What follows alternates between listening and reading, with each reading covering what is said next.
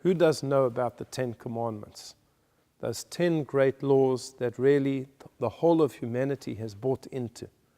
And these are introduced to us in this week's Parshat Yitro, when the Jewish people are gathered around the mountain and they hear the actual voice of Hashem telling them the 10 Commandments. And if we examine the 10 Commandments, we'll see that some of them are positive commandments, some of them are negative commandments. The first 5 have to do with mitzvot between man and God.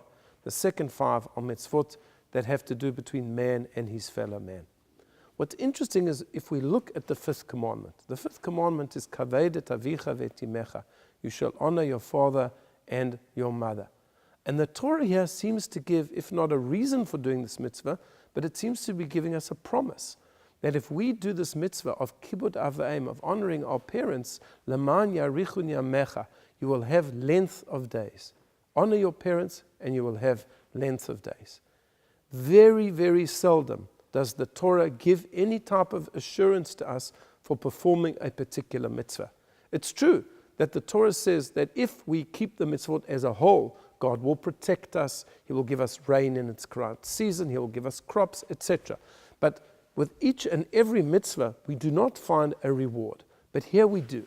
And there is another time. And that is the mitzvah of Shiluach HaKan, sending away the mother bird. One is walking along, they come across a nest. It's a nest with a kosher bird. And there in the nest there are chicks or there are eggs, and the mother bird is there. And you want to take the chicks or you want to take the eggs. You have to chase away the mother bird first, and then you can take the eggs. This is called the mitzvah of Shiluach HaKan, sending away the mother bird. And there the Torah also says that if you do this, Laman yarichu yamecha, you will have length of days. Now what's very fascinating is to line up these two mitzvot next to each other. These are the only mitzvot where the Torah gives us this promise of length of days. Let's look at kibud avaim, honoring parents. You know, that's an incredibly difficult mitzvah to fulfill.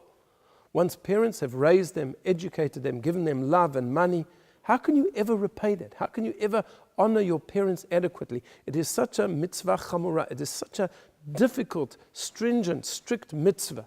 It's so hard to fulfill. So we could understand that there the Torah says, you know, if you do that, you're going to get length of days. But compare that to the mitzvah of chasing away the mother bird.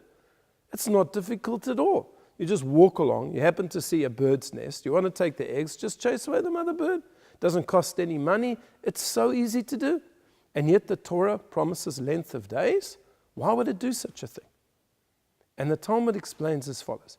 This is to teach us that it is not on us to rank mitzvot and to say that mitzvah is important and that mitzvah is important. If the Torah had given the reward for each and every mitzvah, then people would naturally gravitate towards those mitzvot that you get more of a reward for.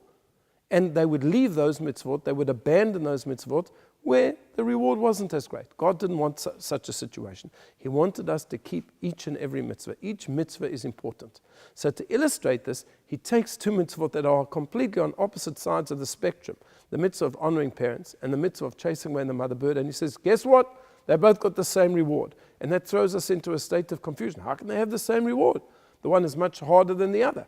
And Hashem says, yes, exactly. That's the point. You do not know the reward for mitzvot. And therefore you must treat each mitzvah, even though you may think it is an easy mitzvah, a simple mitzvah, you must treat it with the same respect as you would a strict mitzvah. Because we have to keep each and every mitzvah. There's a reason why Hashem told us to do it just so. I wish you a Shabbat Shalom.